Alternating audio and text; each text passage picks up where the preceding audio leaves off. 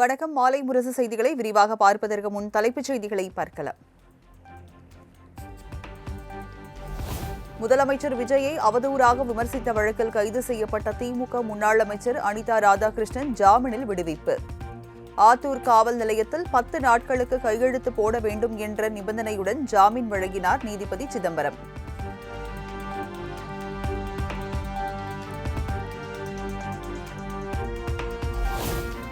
குதிரை அல்ல, ஒட்டக பேரம் கூட என்னிடம் நடத்த முடியாது. 6 மாதங்களுக்கு கூட ஆட்சி நீடிக்காது, நீடிக்கவும் விட மாட்டோம் எனவும் முன்னாள் அமைச்சர் அனிதா ராதாகிருஷ்ணன் ஆவேசம். அந்த பேரம் தான் பேசி போயிட்டாங்க. குதிரை இல்ல, ஒட்டகம் பேரம் பண்ணாங்க. அந்த ஒட்டகம் நடக்காது. சும்மா ஏதாவது ஒரு ஆட்சி நடத்தணுங்கிறதுக்காக ஆட்சி நடத்துறாங்க. அந்த ஆட்சி ரொம்ப நாள் நீடிக்காது. அதிகபட்சம் ஆனா 6 மாசம் இந்த ஆட்சி. நான் சேலஞ்சா சொல்றேன். நான் இருக்கிற திருச்செந்தூருடைய அருள்மிகு சுப்பிரமணிய சாமியுடைய மேல சொல்றேன், 6 மாசம் மேல இந்த ஆட்சி இருக்காது, இருக்கவும் விட மாட்டோம்.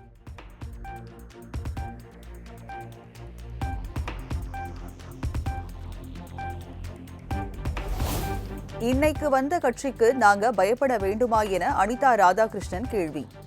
காவல்துறை என்னை தாக்கினால் திருப்பி தாக்குவேன அனிதா ராதாகிருஷ்ணன் ஆவேசம். எந்த இதுக்கும் பயப்பட மாட்டோம், எதுக்கும் பயப்பட மாட்டோம். இன்னைக்கு வந்த ஒரு கட்சிக்கு நாங்க பயப்படணுமா? அதனால எங்களுடைய தலைவர் தைரியமா இருக்க சொல்லிருக்காரு. அந்த தெம்போடு எந்த இதனாலும் சந்திக்கிறதுக்கு நான் தயாரா இருக்கேன்.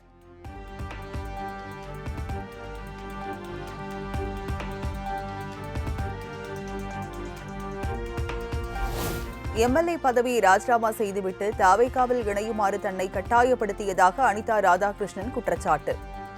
மறுப்பு தெரிவித்ததால் தன் மீது பொய் வழக்கு போட்டு அடக்கிவிடலாம் என ஆளும் கட்சி நினைப்பதாகவும் ஆவேசம். என்னை ராஜினாமா சட்டமன்ற உறுப்பினரை ராஜினாமா செய்யுங்கள் என்ற வகையில் வலியுறுத்தினார்கள். ஆனால் நான் அதை ஒத்துக்கொள்ளவில்லை. எந்த காரணத்தை கொண்டும் என்னுடைய தலைவர் வழியிலே திராவிட முன்னேற்றத்தை வலுவாக இருப்பேன். எவருக்கும்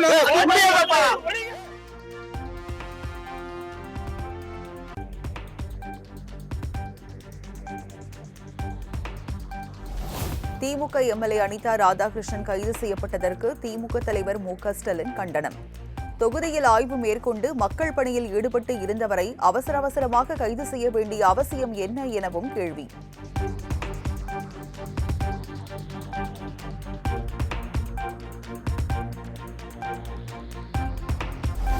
அனிதா ராதாகிருஷ்ணனை எம்எல்ஏ பதவியை யாரும் ராஜினாமா செய்ய வேண்டும் என வற்புறுத்தவில்லை. யார் சொன்னார்கள் என தெளிவாக கூறினால் பதிலளிக்க தயார் என அமைச்சர் செங்கோட்டையன் பேட்டி.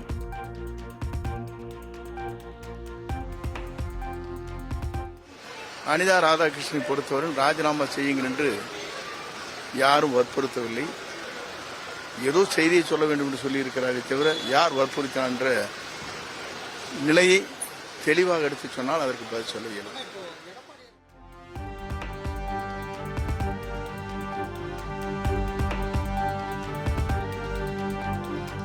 விழுப்புரம் மாவட்டம் திண்டிவனத்தில் உள்ள தனது இல்லத்தில் அதிமுக எம்எல்ஏ சி.வி. சண்முகம் ஆலோசனை.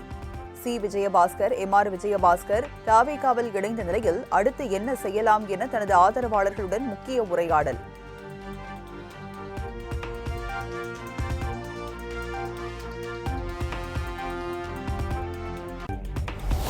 அதிமுகவில் நான் இருக்கிறேனா இல்லையா என்பதை எடப்பாடி பழனிசாமியிடம்தான் கேட்க வேண்டும். திண்டிவனத்தில் உள்ள வீட்டில் தனது ஆதரவாளர்களுடனான ஆலோசனைக்கு பிறகு சி.வி. சண்முகம் பேட்டி.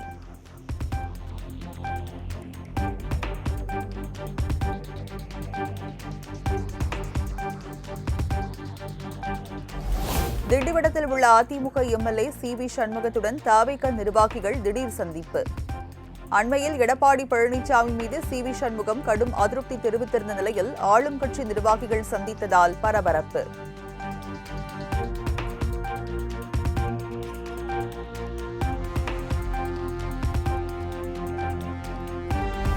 செங்கல்பட்டு, வேலூர் உள்ளிட்ட 5 மாவட்ட அதிமுக நிர்வாகிகளுடன் அதிமுக பொதுச் செயலாளர் எடப்பாடி பழனிசாமி முக்கிய ஆலோசனை. சட்டப்பேரவை தேர்தல் படுதோல்வி, உள்ளாட்சித் தேர்தலை சந்திப்பது, கட்சியை பலப்படுத்துவது குறித்த ஆய்வு.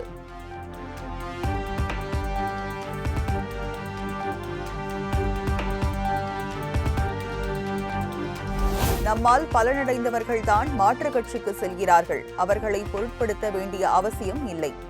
அதிமுகவில் இருந்து விலகி தவேகாவில் இணைந்தவர்களை சுட்டிக்காட்டி எடப்பாடி பழனிசாமி பேச்சு.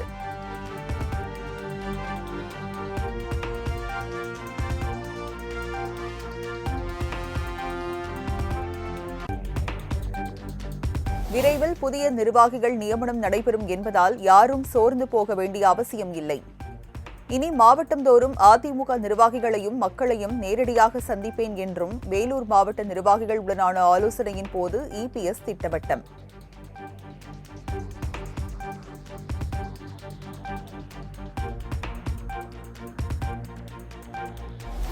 சட்டமன்ற தேர்தலில் திமுகவிற்கும் அதிமுகவிற்கும் தான் போட்டி என நினைத்து தமிழக வெற்றிக் கழகத்தை கணிக்க தவறிவிட்டோம். சினிமா மோகத்தில் இளைஞர்களும் குழந்தைகளும் தங்களது பெற்றோரை வற்புறுத்தி தவேகாவுக்கு வாக்களிக்க வைத்துள்ளதாகவும் எடப்பாடி பழனிசாமி பேச்சு.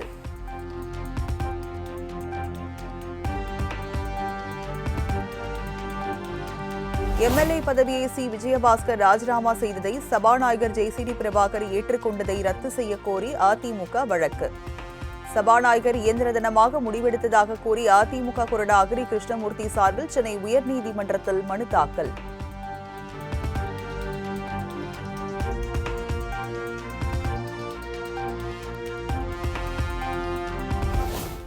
அதிமுகவில் இருந்து விலகினார் முன்னாள் அமைச்சர் வைகை செல்வன். தமிழக வெற்றிக் கழகத்தில் தன்னை இன்று இணைத்துக் கொள்ள இருப்பதாக தகவல்.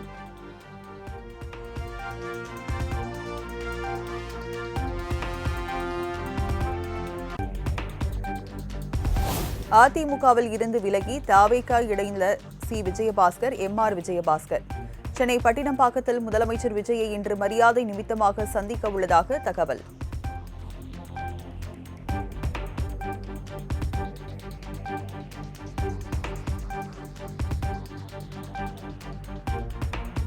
முதலமைச்சர் விஜயின் அறிவுறுத்தலின்படி வீடு தேடி ரேஷன் பொருட்கள் வழங்கும் தாயுமானவர் திட்டம் விரைவில் விரிவாக்கம். தாயுமானவர் திட்டம் நிறுத்தப்படாது எனவும் உணவுத்துறை அறிவிப்பு.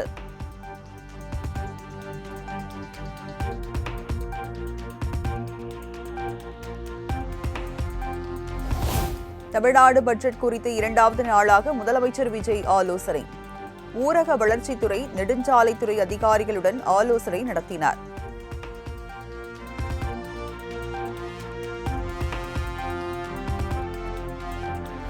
"30 நாட்களில் ஆட்சி கவிழும் என எந்த தைரியத்தில் சொன்னார் மு.க. ஸ்டாலின்? எம்எல்ஏக்களை விலைக்கு வாங்க முயற்சிப்பதால் அப்படி சொன்னாரா என்றும் அமைச்சர் சி.டி.ஆர். நிர்மல்குமார் சரமாரி கேள்வி. தைரியத்தில் ஸ்டாலின் அவர்கள் 30 நாட்கள் தான் இந்த அரசு இருக்கும் எந்த தைரியத்தில் சொன்னார்? அதான் நாங்க ஒண்ணு கேட்கிறோம். 30 நாட்கள்ல கடந்த 40 நாள் இப்ப தேர்தல் முடிஞ்சு இந்த அரசு பொறுப்பேற்று 40 நாள் ஆச்சு. இந்த 40 நாள்ல இந்த எந்த தைரியத்தில் சொல்றாரு ஸ்டாலின்?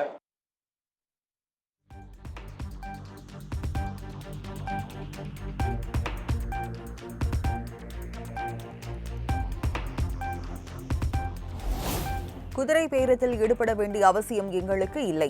குறுக்கு வழியில் ஆட்சியை பிடிக்க ஸ்டாலின் மற்றும் எடப்பாடி பழனிசாமி தான் முயற்சிப்பதாகவும் நிர்மல்குமார் குற்றச்சாட்டு.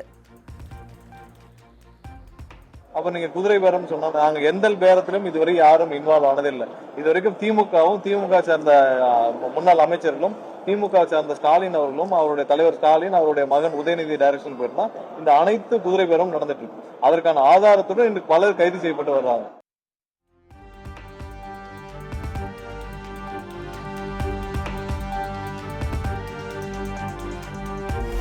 ஆளுநருக்கான வேலையை மட்டுமே அர்லேக்கர் பார்க்க வேண்டும். நிர்வாக ரீதியாக ஆய்வு செய்ய அவருக்கு எந்த அதிகாரமும் கிடையாது என்றும் அமைச்சர் நிர்மல்குமார் காட்டம். எங்கேயும் கிளம்ப முடியாது. ஆளுநர் மாளிகைக்குள்ள என்ன வேலை இருக்கோ அந்த வேலையை செய்தால் போதும். ஆளுநருக்குள்ள ஒரு அதிகாரம் இருக்கு. அதுக்கு அந்த வேலைகளை மட்டும் அவர் தலையிட்டால் போதும். தூர்வார வைகையில போறேன்னு எப்படி போவார்? அவர் யாருக்காவது கான்ட்ராக்டுக்கு விடுவாரா? இல்ல அவரு போய் யாரையாவது போய் ஒரு 10 லாரி எடுத்துட்டு போய் தூர்வாருக்கு போவாரா? ஆளுநருக்கு என்ன செய்யணுமோ அதை மட்டும் அவர் செய்தால் போதும். சும்மா தேவையில்லாமல் குழப்பம் விளைவிக்கும் எந்த வேலையும் ஆளுநர் செய்ய வேண்டிய அவசியம் இல்லை. அரசு தேவையான நடவடிக்கைகளை எல்லா விதத்திலும்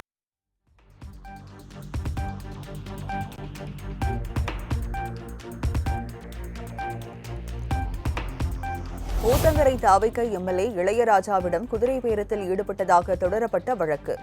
செந்தில் பாலாஜியின் சகோதரர் அசோக்குமார் தாக்கல் செய்த முன்ஜாமீன் மனு மீது காவல்துறை பதிலளிக்க சென்னை உயர்நீதிமன்றம் உத்தரவு.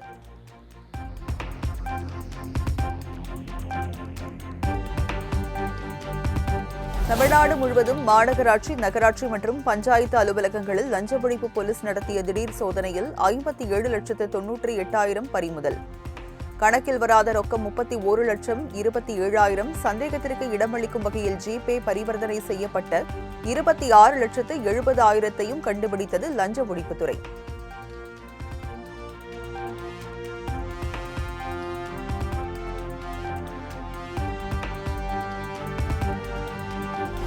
இணைய வழி தானியங்கி பட்டா மாறுதல் சேவையை மேலும் எளிமைப்படுத்த முக்கிய மாற்றங்களை அறிவித்த தமிழ்நாடு அரசு. இதன்படி 15 நாட்களுக்குள் தானியங்கி பட்டா மாறுதல் மென்பொருளில் திருத்தங்கள் மேற்கொள்ளப்படும் என தெரிவிப்பு.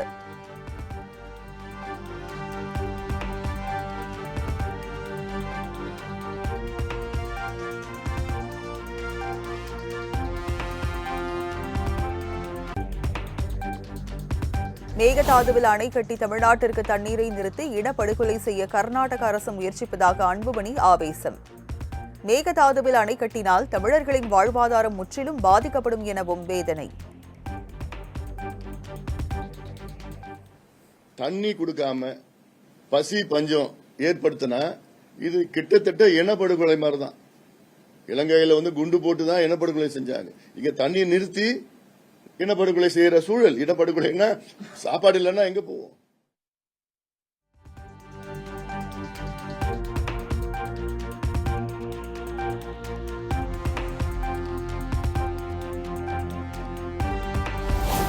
இந்து சமய அறநிலையத்துறை கோயில்களில் லஞ்சம் வாங்கினால் புகார் அளிக்கலாம் என அமைச்சர் ரமேஷ் அறிவிப்பு. தனது தனிப்பட்ட மின்னஞ்சல் முகவரிக்கு தகுந்த ஆதாரங்களுடன் புகார் அளிக்கலாம் எனவும் எக்ஸ் தளத்தில் பதிவு.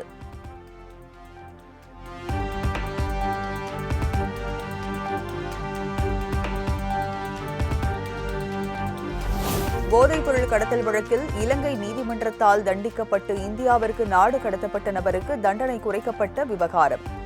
குற்றம் சாட்டப்பட்ட நபரின் மகன் தொடர்ந்த வழக்கில் மத்திய அரசுக்கு 1 லட்சம் ரூபாய் அபராதம் விதித்து சென்னை உயர்நீதிமன்றம் உத்தரவு.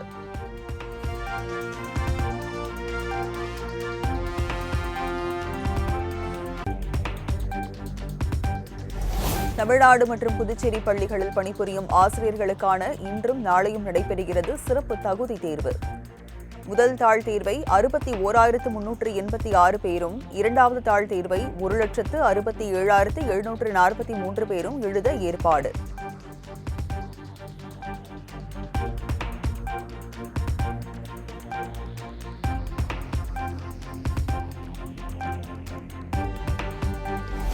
கள்ளக்குறிச்சி மாவட்டம் சின்னசேலம் அரசு பள்ளியின் சமூக நீதி விடுதியில் ஆட்சியர் பத்மஜா திடீர் ஆய்வு.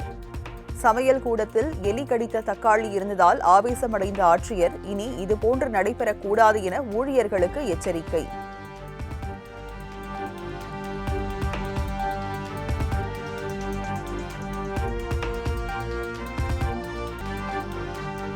திருவள்ளூர் அடுத்த திருப்பந்தியூரில் ஆனி மாத சங்கடஹர சதுர்த்தி முன்னிட்டு செல்வ விநாயகருக்கு 18,000 கடலை மிட்டாய் படைத்து வழிபட்ட பக்தர்கள். கடலை மிட்டாயால் அலங்காரம் செய்யப்பட்ட விநாயகரை குடும்பம் குடும்பமாக வருகை தந்து கிராம மக்கள் சாமி தரிசனம்.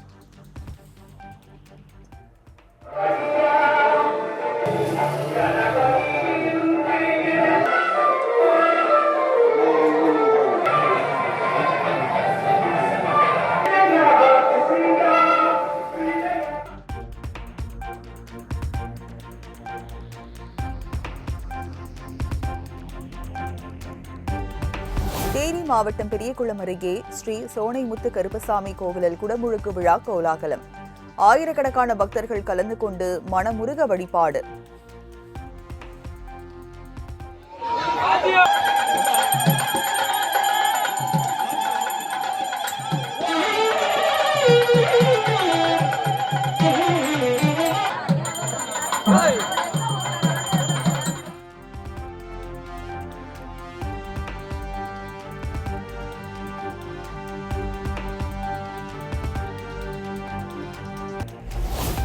பிரதமராக பதவியேற்ற பின் முதல் முறையாக ஜூலை 10ஆம் தேதி நியூசிலாந்து செல்கிறார் பிரதமர் நரேந்திர மோடி. கடந்த ஏப்ரல் மாதம் இரு நாடுகளிடையே சுதந்திர வர்த்தக ஒப்பந்தம் கையெழுத்தான நிலையில் நியூசிலாந்து பயணம்.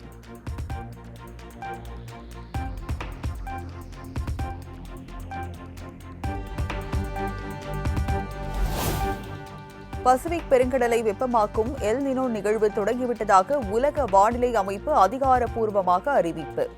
இந்தியாவில் செப்டம்பர் மாதத்தில் கடும் வறட்சி ஏற்படும் எனவும் கணிப்பு.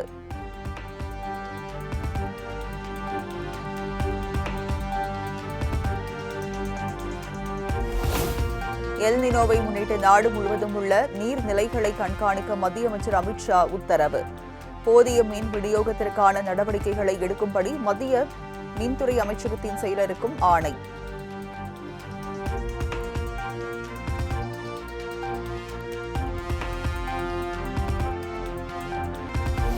நாடு முழுவதும் உள்ள சுமார் 31 லட்சம் செயல்படாத இபிஎஃப் கணக்குகளில் ரூபாய் 9,330 கோடி உரிமை கோரப்படாமல் உள்ளதாக தகவல் அறியும் உரிமை சட்டத்தின் கீழ் கேட்கப்பட்ட கேள்விக்கு ஊழியர்களின் வருங்கால வைப்பு நிதி அமைப்பு பதில்.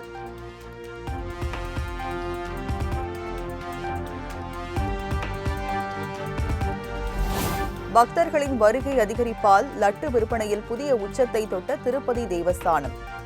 ஜூன் மாதத்தில் 1,26,81,000 லட்டுகள் விற்று சாதனை.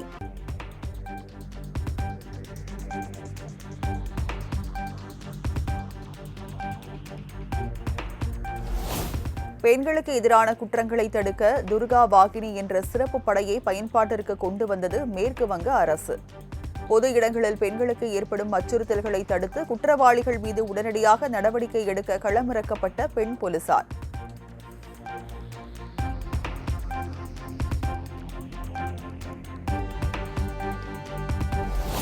ஜம்மு காஷ்மீர் மாநிலத்தின் ரியாசி உள்ளிட்ட பல்வேறு பகுதிகளில் இடி மின்னலுடன் கொட்டி தீர்த்த கனமழை. சாலைகளில் மழைநீர் பெருக்கெடுத்து ஓடியதால் வாகன ஓட்டிகள் கடும் அவதி.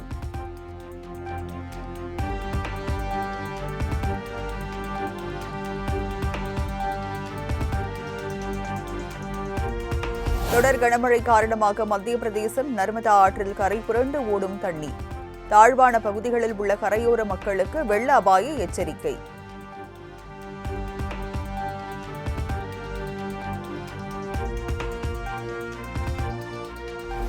தொடர் கனமழை காரணமாக குஜராத் மாநிலம் பகர்வாட் அணை முழு கொள்ளளவை எட்டி நிரம்பி வழியும் தண்ணீர். தாழ்வான பகுதிகளில் உள்ள மக்களை பாதுகாப்பான இடத்திற்கு செல்லுமாறு அதிகாரிகள் அறிவுறுத்தல்.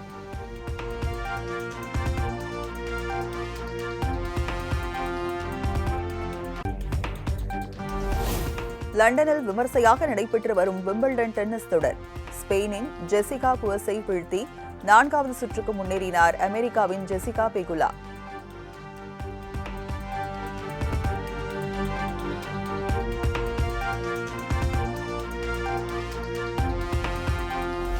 இங்கிலாந்து இந்தியா அணிகளுக்கு இடையே இன்று இரவு 7 மணிக்கு 2வது T20 போட்டி தொடக்கம்.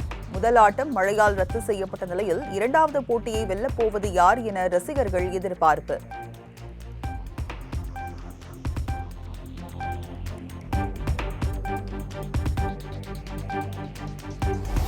TNPL கிரிக்கெட் போட்டிகள் வரலாற்றிலேயே முதல் முறையாக யூடியூப் தளம் மூலம் நேரலை செய்யப்பட உள்ளதாக தமிழ்நாடு கிரிக்கெட் சங்க தலைவர் ஸ்ரீனிவாசராஜ் அறிவிப்பு. உள்ளூர் கிரிக்கெட் போட்டி ஒன்று யூடியூபில் நேரடி ஒளிபரப்பு செய்யப்படுவது இதுவே முதல் முறையாகும் எனவும் தகவல்.